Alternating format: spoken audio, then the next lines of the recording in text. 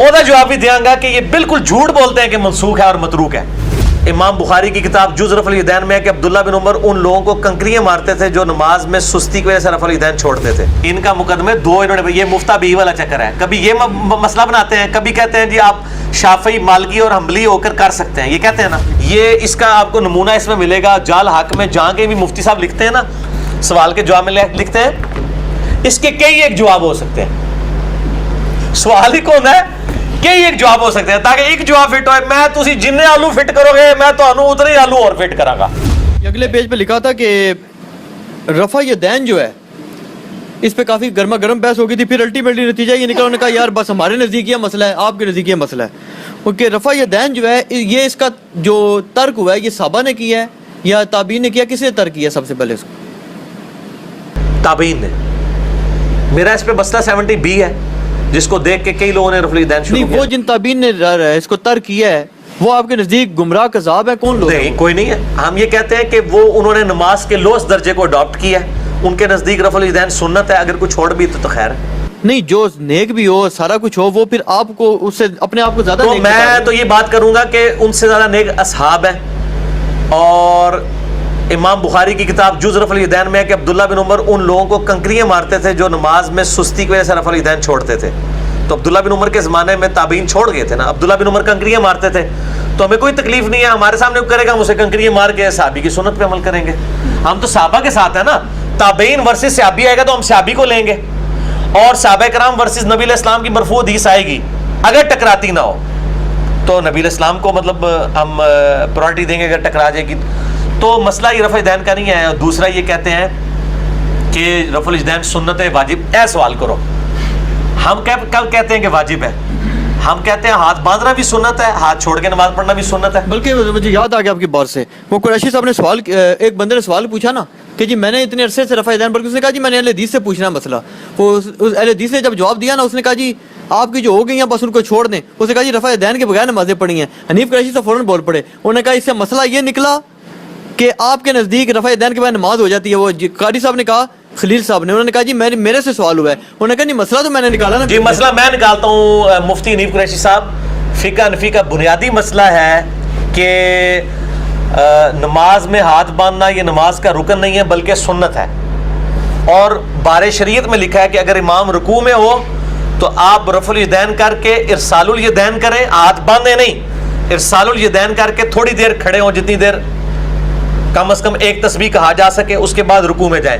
وہ کہتے ہیں ہاتھ باندھیں گے نہیں، یہ بارِ شریعت میں لکھا ہوا ہے۔ تو فقہ حنفی میں ہاتھ باندھنا سنت ہے، ہم کہتے ہیں جہاں آپ نے رفع الیدین کی سنت کو چھوڑا ہے، سنت کہہ کے آپ ہاتھ باندھنا بھی چھوڑ دیں، ہم آپ کے ساتھ ہوں گے، کبھی اس سنت کی بھی قربانی دیں نا۔ جب سنت کو آپ کہتے ہیں، ہم آپ کو پھر ترمذی کی حدیث نہیں سنائیں گے کہ 6 لوگوں پہ اللہ کی لعنت ہے، ان میں سے ایک وہ ہے جو میرے اہل بیت کی توہین کرے اور ایک وہ ہے جو میری سنت کو چھوڑے جان بوجھ کے۔ ہم یہ آپ کو ترمذی کی حدیث نہیں سنائیں گے، وہ آپ اپنے آپ کو خود ہی سنائیں گے کہ ہاتھ باندھ کے نماز پڑھنا یہ کہتے ہیں سنت ہے، کہتے ہیں قیام واجب ہے۔ یہ ڈاکٹر طلعت قادری صاحب کا ایون کلپ چڑھا ہوا ہے، میں نے خود سنا اگلے دن کہ جی ہاتھ باندھنا تو بیسک ارکان میں سے نہیں ہے، بیسک رکن تو قیام، رکوع کے بعد کھڑا ہونا، اس کے بعد 2 سجدے، 2 سجدوں کے درمیان بیٹھنا، 2 رکعتوں کے بعد بیٹھنا اور آخری تشہد بیٹھ کے سلام پھیرنا، ٹھیک ہے بیسک ارکان یہی ہے۔ ہم کہتے ہیں صرف رفع الیدین سے کیوں چیڑا ان کو؟